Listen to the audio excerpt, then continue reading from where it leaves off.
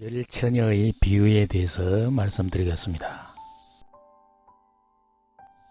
이스라엘의 결혼식에 대해서 이해가 필요합니다. 신랑의 집에서 한 번, 신부의 집에서 한 번을 하는 것입니다. 저녁 시간에 신랑은 신부를 데려오기 위해 신부의 집을 향해 갑니다.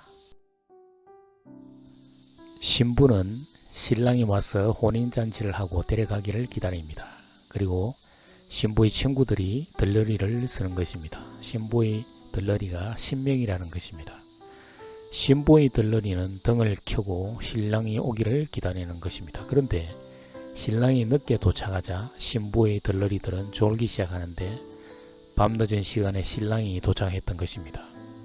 신부의 집에 들어가려면 등불이 있어야 하는데 10명 중 5명은 기름이 부족해서 등불이 꺼진 것입니다. 기름이 부족한 5 처녀들이 등불을 켠 처녀들에게 기름을 나누어 달라고 했지만 등을 켠 5 처녀들은 나누어 줄 기름이 없다고 말하면서 사서 쓰라고 하는 것입니다. 지혜로운 5 처녀는 다른 기름통을 준비하여 등불을 켰으므로 혼인잔치에 신랑과 함께 들어갔습니다. 미련한 5 처녀들이 기름을 사와서 혼인잔치에 들어가려고 하는데 그만 문이 닫힌 것입니다. 다른 기름통을 준비한 지혜로운 5 처녀들만 혼인잔치에 들어갔고 미련한 5 처녀들은 혼인잔치의 집의 문을 두드리며 들어가게 해달라고 간청을 했지만 주인이 나는 너희들을 모른다 라고 말하면서 문을 닫아버린 것입니다. 예수님은 이 비유의 말씀을 하시면서 깨어있으라고 말씀하셨습니다. 깨어있으라는 말은 신랑이신 예수님이 언제 올지 모르므로 기름을 준비하고 있으라는 의미일 것입니다. 준비해야 할 기름은 어떤 의미를 갖는가요? 기름은 성령을 의미합니다. 10명의 처녀는 교회 안에 있는 사람들을 의미합니다. 모두가 하나님의 말씀을 듣고 예수님의 재림에 대해 대비를 하는 모습입니다. 그런데 미련한 5 처녀는 기름이 떨어졌습니다. 이는 율법에 갇혀 있는 자를 의미하는 것입니다. 지혜로운 5 처녀는 율법에서 벗어나 성령으로 거듭난 자를 의미합니다. 즉 하나님 나라 혼인잔치에 들어갈 수 있는 자들은 물과 성령으로 거듭난 자라야만 들어갈 수 있다는 것입니다. 즉 예수 그리스도와 함께 십자가에서 죽고 함께 성령으로 다시 태어난 자라야 들어갈 수 있다는 것입니다.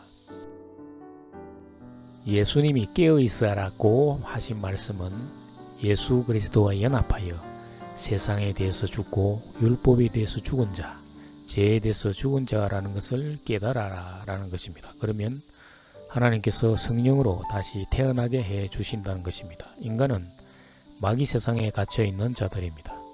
세상에 대해서 자유함을 얻으려면 세상에 대해서 그리스도와 함께 죽어야만 하는 것을 깨닫게 해 주십니다.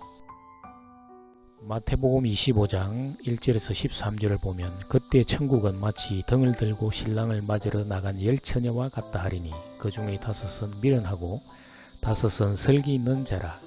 미련한 자들은 등을 가지되 기름을 가지지 아니하고 설기 있는 자들은 그릇에 기름을 담아 등과 함께 가져갔더니 신랑이 드디어 오므로 다 졸며 잘새 밤중에 소리가 나되 보라 신랑이로다 맞으러 나오라 하며 이에 그 처녀들이 다 일어나 등을 준비할세 미련한 자들이 설기 있는 자들에게 이르되 우리 등불이 꺼져가니 너희 기름을 좀 나누어 달라 하거늘 설기 있는 자들이 대답하여 이르되 우리와 너희가 쓰기에 다 부족할까 하노니 차라리 파는 자들에게 가서 너희 살 것을 사라 하니 그들이 사러 간 사이에 신랑이 오므로 준비하였던 자들은 함께 혼인잔치에 들어가고 문은 닫힌지라. 그 후에 남은 처녀들이 와서 이르되 주여 주여 우리에게 열어주소서. 대답하여 이르되 진실로 너희에게 이르노니 내가 너희를 알지 못하노라 하였느니라. 그런즉 깨어있으라. 너희는 그 날과 그때를 알지 못하느니라. 감사합니다.